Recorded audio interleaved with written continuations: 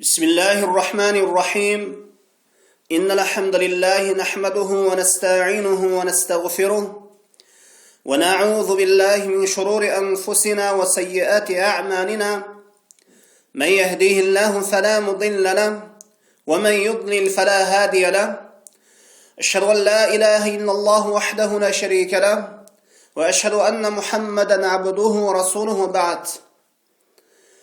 Adam balasın tuğra joldan adaştırуда şeytan günü tünü çarçabайт. Al özünün arkanday iplas jolдорун, metodдорун işke salуу menen emgектенет. Özün куулугу menen öz maksatlarına жетүүнү каалайт. Муну менен адам баласын бейишке киргизбөө үчүн аны тозокко кирүүсүн каалап болгон аракетин жумшайт.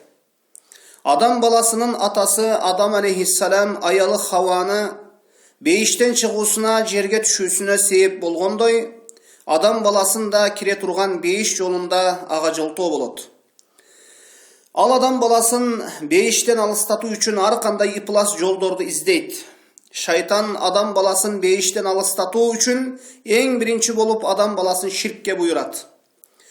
Бул ширк Аллахка ибадатта шерик кошуу. Шайтан адам баласын Аллахтан башка бир нерселерге сыйынууга буйрат. О Аллахтын пенделери, ширктин түрү көп. Ширкке түшүп калбоо үчүн ширк тууралуу илимге ээ болуу керек. Ширктин бир түрлөрүнүн бири киши мааниси жок, себепсиз бир нерселерди ойлоп таап, ал нерселерди өзүнө байлап, ал нерселерге таянып алуусу. Ошол киши байлап алган нерселер эч бир пайда зыянга ээ болбогон, маани маңызы жок нерселер. Бул нерселер инсан үчүн реалдуу бир себеп болуп саналбайт. Себеп катарын кармануунун эч бир негизи жок. Кала берсе, бул башка тармактагы врач жана башкалар бул нерселерди себеп катарында кабыл алышпайт. Мындай ширктин түрлөрү өтө кеңири таралган. Инсан бир оорусуна же машакаты үчүн бир нерселерди байлап тагып алуусу ширк. Ошол тагып алган нерсеси себеп катарында эсептелбейт. Ошол тагып алган нерсесин себеп катары алуусу анын себеп экендиги Куран сүннөттө келген эмес. Ошол ширктин бир түрү аны себеп катарында алынбастыгы. Ал нерселер тумарлар тамаим. Инсан өзүнө бир нерсени себеп катары алуусу, Аллах аны себеп катары эсептебеген нерсени өзүнө Аллахка кошуп шерик кылып алуусу ширктин дал өзү болот. Бул тумарлар бизде да тагып алышат. Сурасаң себеп катары тагып алдым дейт. Бул себеп тыюу салынган ширк эсептелген себеп болуп саналат. Бул тумар тагуу деген нерсе пайгамбарыбыз саллаллаху алейхи вассалам келгенде да бар эле. Кийин пайгамбарыбыз саллаллаху алейхи вассалам бул нерсенин ширк экенин айтып, адамдарды мындан кайтарды. Тумарды адамдар бир жамандыктан коргонуу максатта, же бир оорудан арылуу, жин шайтандардан сактануу максатта тагышат. Бул тумарларды үйлөрүнө, машиналарына, моюндарына, балдарына тагып коюшат. Анан бул тумарларды тагуу менен бизди көз тийүүдөн, шайтандардан, сыйкырлардан, жамандыктардан сактайт деп ишенишет. Же бир жамандык башына түссө, андан арылуу максатта тагышат. Адамдар тумарларды, көзмончокторду, бир тикендүү дарактарды, таштарды илип алышат, өздөрүнө же бир нерселерини көздөн сактасын деп. Шайтан өтө куу келет. Ал адамдарды туура жолдон буруп таштоону каалайт. Кээ бир мусулмандар үйлөрүнө карышкырдын терисин илип алышат. Же карышкырдын куйругун тагып алышат. Шайтан адамдарды азгырып, жин шайтандар карышкырдан коркот экен деген нерсени ишенимине алып кирет. Шайтан адамдарды ушундай нерселер менен азгырат. Мисалы, өзгөчө жин менен, сыйкыр менен ооруган адамдын үй бүлөсү ага карышкырды өзүн алып келип көрсөтүшөт. Шайтан ойнойт. Мына ушул убакытта шайтан адамдарды азгырып ойнойт. Карышкырдын өзүн жакын алып келгенде жанагы адам жин менен ооруган. Ал кыйкырат: "Мен бул адамдан чыгамын, ага зыян бербеймин, мен карышкырдан коркомун" дейт. Ушинтип театральный оюнун көрсөтөт. Адамдар ойлоп калат, карышкырдан шайтан коркуп жатат деп. Анан үйдө карышкыр терисин илип же куйругун илип коелу дейт. Анан адамдар ушундай нерселер менен Аллахка карышкырды терисин же өзүн шерик кошо башташат. Мына ушинтип шайтан адамдарды бейиштен алыстаткысы келет. Дагы бала түнү тынч уктоосу үчүн анын бешигинин башына нанды же бир көзмончокту илип коюшат. Же бир пияздарды, чеснокторду коюп коюшат.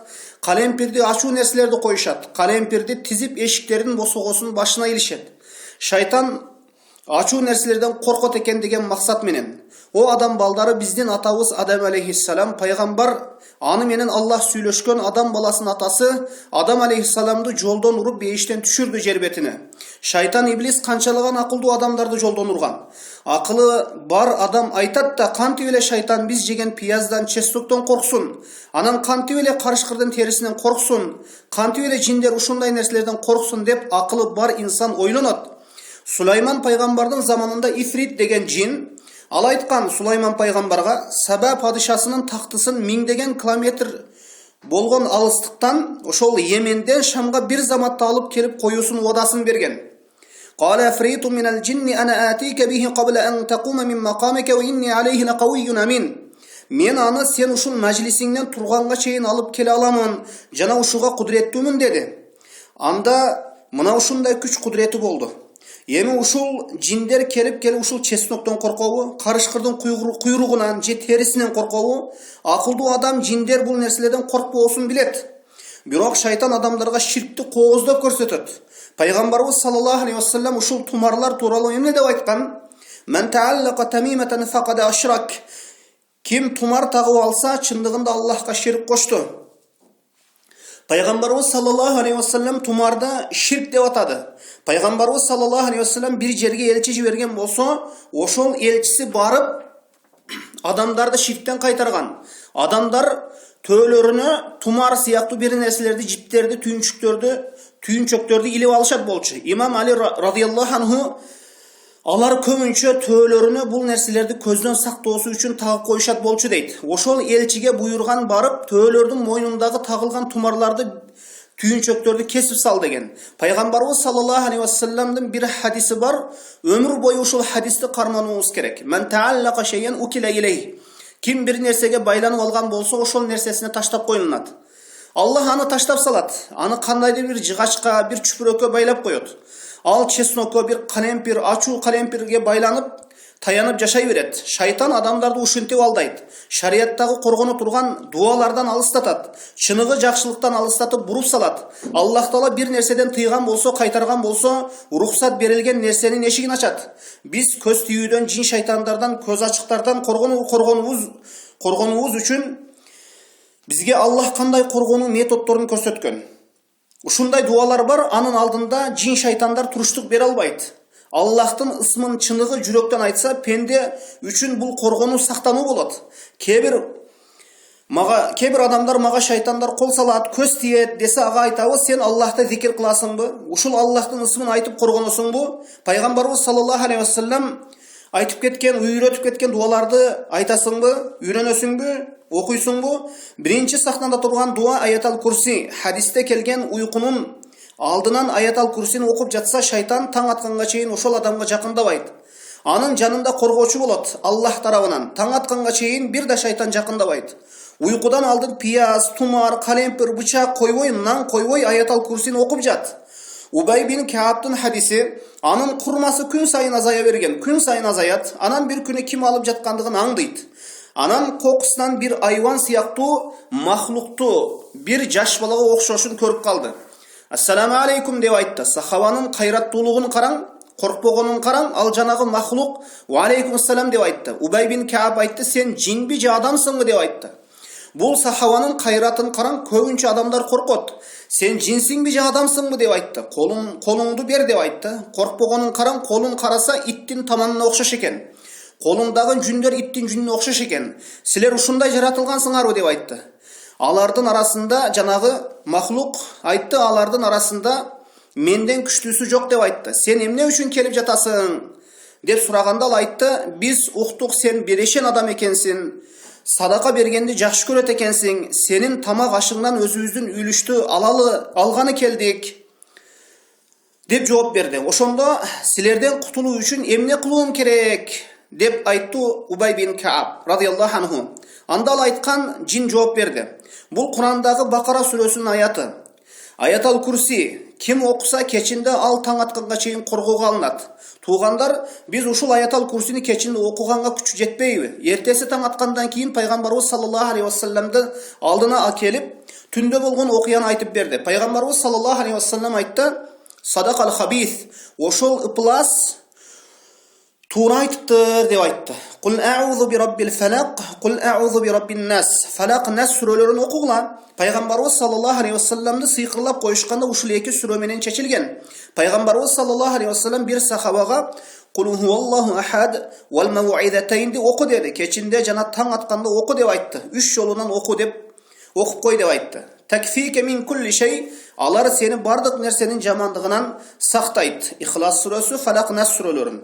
Ушул бизге кыйынбы? Жана Бакара сүрөсүнүн акыркы 2 аяты Ибрахим алейхиссалам өзүнүн 2 баласына Исмаил жана Исхака мындай дуаны окуган экен. А'удhu bi kalimatillahi tamma min kulli shaytanin wa hamma wa min kulli aynin lamma. Аллахтын толук сөзү менен ар кандай шайтандардын жамандыгынан, ар кандай көздөрдүн жамандыгынан сактанамын деген. О Аллахтын пенделери, силер эмнеге тумар бир нерселер менен сактанып коргонбогула? Жүрөк менен Аллахка байлангыла. Жин шайтандардан, көз тийүүлөрдөн, төлгөчү бакшылардан бир гана Аллах сактайт. Аллах Таала оң тарабыбыздагы, сол тарабыбыздагы, артыбыздагы бардык тарабыбызды көрүп турат. Аллах Таала барыбызды ар кандай жамандыктардан сактасын. Аллахтын муахид, жалгыз өзүнө гана сыйынган пенде кылсын. Ширктин чоң кичине түрүнөн Аллах өз сактасын. Аллаху алам, саллаллаху аля Мухаммадин ва алейхи ва сахбихи ва саллям.